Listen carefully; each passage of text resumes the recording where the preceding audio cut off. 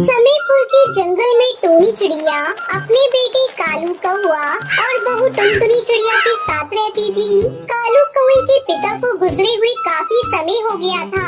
Tony चिड़िया तरह तरह के मुरब्बे बनाकर बाजार में बेचती और घर का खर्च चलाती थी। एक दिन कालू कौआ खुशी खुशी अपने घर आता है। माँ, मुझे एक बहुत बड़ी कंपनी में नौकरी मिल गई है। अब आपको ये मुरब्बे बनाने की कोई जरूरत नहीं है। लेकिन बेटा, ये मुरब्बे बनाने का तो घर का काम है, इसे मैं करूँगी तो तुम्हें क्या दिक्कत? माँ जी, ये ठीक कह रही हैं। अब आपकी उम्र हो चली है, ऐसे में इतना ज्यादा काम आपके लिए ठीक नहीं। वैसे भी अब तो इनकी तनख्वाह भी घर में आने लगेगी, तो आपको काम करने की क्या जरूरत? बस आप खाइए और घर में आराम कीजिए। ठीक है बहू, जब तुम लोगों की यही विचार है तो मैं मुरब्बा बनाना बंद कर देती हूँ। टोनी चिड़िया मुरब्बा बनाना बंद कर देती है। इस तरह कई दिन गुजर जाते हैं। एक दिन टुनटुनी चिड़िया अपनी सास को देखकर कहती है, माँ जी, मैं देख रही हूँ आजकल आप उदास रह रही है। ऐसा करिए, कुछ दिनों के लिए अपनी बहन सुंदरी मौसी के यहाँ चली जाइए, इससे आपका थोड़ा मन बहल जाएगा। तो ठीक कह रही है बहू, मैं कल ही चली जाती हूँ सुंदरी से मिलने। वैसे भी मुरब्बा तो आजकल बनाती नहीं, घर में दिन भर खाली पड़ी रहती हूँ। अगले दिन टोनी चिड़िया अपनी बहन के घर जाती है। अरे टोनी दीदी, तुम्हारी उम्र बहुत लंबी है। अभी अभी मैं तुम्हें ही याद कर रही थी। कहो, कैसा चल रहा है तुम्हारा मुरब्बा बनाने का काम? क्या बताऊं, बेटे की नौकरी लग गई है, तब से बेटे बहू ने मुझे मना कर दिया मुरब्बा बनाने से। अब तो घर में खाली बैठी रहती हूँ। तुम बहुत खुशनसीब हो दीदी, जो तुम्हें ऐसे बेटे और बहू मिले, वरना आज की बहुएं तो घर में आते ही सास को घर से निकाल के बाहर करती हैं। और सब ठीक है ना दीदी? सब ठीक है। पहले तो समय मुरब्बा बनाने में कट जाता, लेकिन अब तो पड़े पड़े बोर हो जाती हूँ। तो ऐसा करो दीदी, 2-4 महीने मेरे पास रुक जाओ। इस तरह टोनी चिड़िया अपनी बहन सुंदरी कौवी के यहाँ रुक जाती है। धीरे धीरे 2 महीने गुजर जाते हैं। एक दिन टुनटुनी चिड़िया का फोन आता है।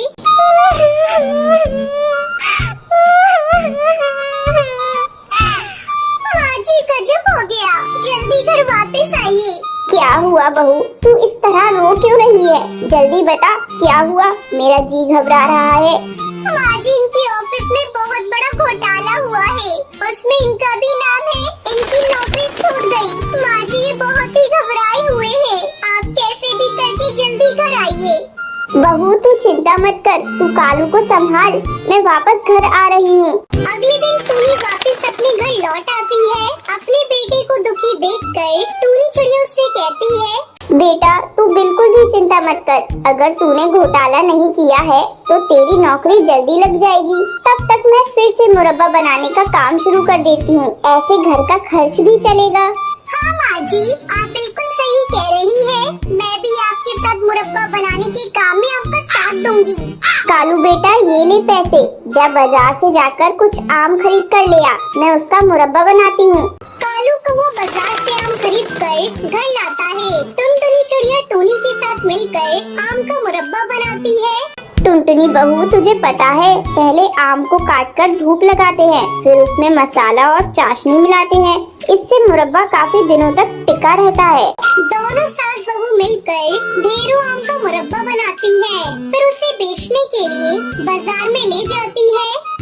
आम का मुरब्बा ले लो, स्वादिष्ट चटपटा आम का मुरब्बा ले लो, खट्टा मीठा मुरब्बा ले लो, एक बार खाओगे तो रोज आओगी। आम के मुरब्बे का नाम सुनते ही कई पक्षी उनकी दुकान पर आते हैं। इस तरह दोनों सास बहू मिलकर मुरब्बा बेचकर घर का खर्च चलाने लगती हैं और सभी खुशी खुशी रहने लगते हैं।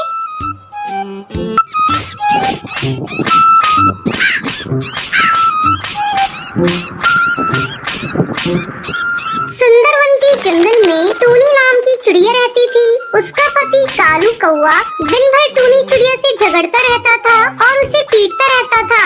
एक दिन कालू कौआ टोनी चिड़िया से कहता है, देख, अगर तूने बेटा पैदा नहीं किया तो मैं तुझे जान से मार डालूंगा। ये आप हर समय मुझे इस तरह क्यों बोलते रहते हैं? बेटा और बेटी पैदा करना आपके या मेरे हाथ में थोड़ी ना है। भगवान जो चाहेंगे वही होगा।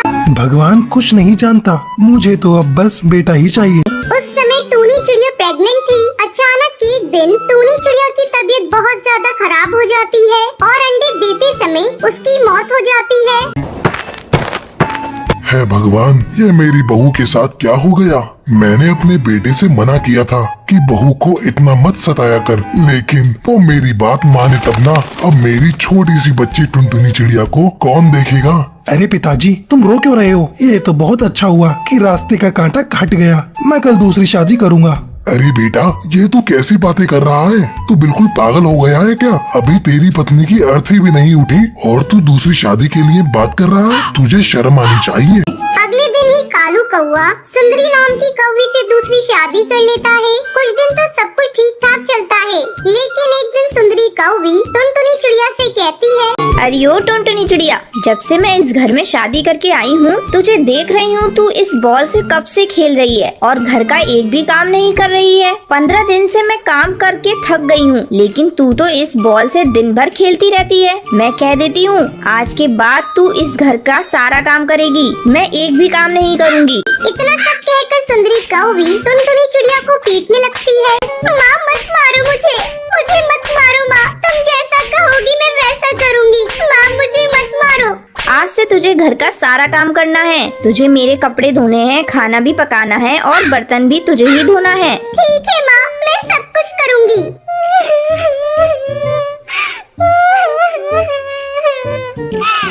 टुनटुनी चिड़िया की रोने की आवाज सुनकर कालू कौवा वहाँ पर आता है। तू इसे मार क्यों रही है? क्या हुआ मुझे बता। ए जी, कब से घर के सारे काम मैं ही कर रही हूँ और एक ये है कि बॉल के साथ लेकर कभी यहाँ जा रही है तो कभी वहाँ जा रही है। क्यों नहीं टुनटुनी, तू दिन भर बॉल से खेलती रहती है, तुझे और कोई काम नहीं है क्या? इतना कहकर कालू कौवा टुनटुनी चिड़िया को पीटने लगता है। मारो इसे और मारो। दिन भर काम करते करते मेरा हाथ दुख जाता है और ये बस खाने के समय पहुँच जाती है। शोर की आवाज सुनकर कड़कनाथ वहाँ आता है। अरे तुम दोनों इसे क्यों मार रहे हो? क्या किया इसने? मारे नहीं तो और क्या करें, दिन भर बस इधर उधर घूमती रहती है और घर का काम एक भी नहीं करती। सारा काम मुझे करना पड़ता है। पिताजी, तुम इन सब झमेले में मत पड़ो। आज से टुनटुनी चिड़िया घर का सारा काम करेगी। लेकिन बेटा, उसे पढ़ना लिखना भी तो है। जब घर का ही काम करेगी तो पढ़ेगी लिखेगी कब? चुप, बिल्कुल चुप पिताजी। अब से आप एक लफ्ज नहीं बोलेंगे। आज से इसकी पढ़ाई लिखाई सब बंद। ये घर के काम करेगी। अगर आपको इसका काम करना अच्छा नहीं लगता तो आप कोई दूसरा ठिकाना देख लीजिए। है भगवान, इस बिना माँ की बच्ची की रक्षा करना। एक दिन टुनटुनी चिड़िया को बहुत तेज बुखार आता है। वो बिना काम किए ही सो जाती है। जब सुंदरी कौवी टुनटुनी चिड़िया को लेटी हुई देखती है तभी उससे कहती है, अरे तू यहाँ सोई है और घर के सारे काम कौन करेगा? तेरी मरी हुई माँ आकर करेगी। मेरी माँ का नाम क्यों ले रही हो? आज मेरी तबीयत बहुत खराब है, इसलिए मैंने कोई काम नहीं किया। आज काम आप ही कर लीजिए। मेरे सामने बहाना मत बना, चल उठ और जाकर सारा काम कर। तभी कालू कौवा ऑफिस से घर आता है। देखिए जी, आपकी बेटी बहाना करके यहाँ सोई हुई है और कह रही है कि इसकी तबीयत खराब है। आज तो इसने खाना ही नहीं बनाया, आपको भूखे ही रहना पड़ेगा। तेरी इतनी मजाल टुनटुनी चिड़िया। कालू कौवा टुनटुनी चिड़िया को झाड़ू से पीटने लगता है। तभी कड़कनाथ सेठ वहाँ आता है और कालू कौवे को जोर से थप्पड़ मारकर उससे कहता है, अरे तुझे शर्म आनी चाहिए। अपनी पत्नी के साथ मिलकर तू अपनी ही बेटी को मार रहा है। ये तो देख उसकी कितनी तबीयत खराब है। अब हम एक दिन भी यहाँ नहीं रहेंगे। मैं टुनटुनी को लेकर इस नर्क से जा रहा हूँ। कड़कनाथ सेठ टुनटुनी चिड़िया को नदी पार वाले जंगल ले जाता है और वहीं पर एक घोंसला बनाकर दादा पोती इसमें खुशी खुशी रहने लगते हैं। प्लीज इस कहानी को लाइक, अपने दोस्तों के साथ शेयर और चैनल को सब्सक्राइब करना बिल्कुल मत भूलना। आपका बहुत बहुत धन्यवाद।